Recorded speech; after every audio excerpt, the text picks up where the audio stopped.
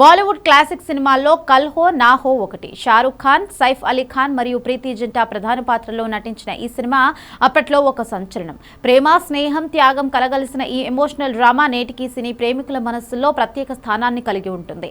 ముఖ్యంగా ఇందులో నైనా పాత్రలో ప్రీతి జింటా నటనకు ప్రశంసలు దక్కాయి. అయితే ఈ పాత్రకు సంబంధించిన ఒక ఆసక్తికరమైన విషయాన్ని ప్రీతి జింటా పంచుకున్నారు. ప్రస్తుతం ఈ వార్త సోషల్ మీడియాలో వైరల్ అవుతోంది. చాలా మందికి తెలియని విషయం ఏంటంటే కల్ హో నా హో చిత్రంలో నైనా పాత్ర కోసం దర్శకుడు కరణ్ జోహార్ మొదట కరీనా కపూర్ ను సంప్రదించారు. అయితే కొన్ని కారణాల వల్ల కరీనా ఈ ప్రాజెక్టు నుండి తప్పుకుంది. ఆ తరువాతే ఆ అవకాశం ప్రీతి జింటా వద్దకు వచ్చింది. ఈ విషయంపై అప్పట్లో ఒక ఇంటర్వ్యూలో పాల్గొన్న ప్రీతి చాలా హుందాగా స్పందించారు. తనకు వచ్చిన ఈ గొప్ప అవకాశం గురించి ఆమె ఒక చక్కని ఉదాహరణతో వివరించారు. మీరు ఒక బట్టల షాప్ కు వెళ్లారు. అక్కడ ఒక జీన్స్ ప్యాంట్ చూసి మీకు నచ్చి వేసుకుని ట్రయల్ చేశారు. అది మీకు సరిగ్గా సరిపోతుంది. కానీ ఏదో ఒక కారణం వల్ల మీరు దానిని కొనకుండా వదిలేస్తారు. అప్పుడు అది మీకు కాదని అర్థమవుతోంది. ఆ తర్వాత వచ్చే మరో వ్యక్తి ఆ జీన్స్ ను వేసుకొని చూసి నచ్చితే వెంటనే కొనుగోలు చేస్తారు. ఇప్పుడు అది ఆ వ్యక్తికే సొంతం అవుతుంది అని ఈ సొట్టబుగ్గల సింగారి వివరించింది.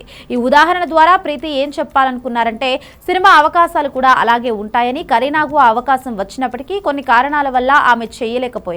అది నాకు రాసిపెట్టి ఉండడం వల్లే నైనా పాత్ర నా దగ్గరకు వచ్చిందని ఆమె పేర్కొన్నారు. ఏ రంగంలోనైనా ప్రతిభతో పాటు అదృష్టం, విధి నిర్ణయం కూడా ముఖ్యమని ప్రీతి అభిప్రాయపడ్డారు. కరీనా మొదటి ఎంపిక కావచ్చు, కానీ ఆ పాత్రలో నటించే అవకాశం నాకు దక్కడం నా అదృష్టం.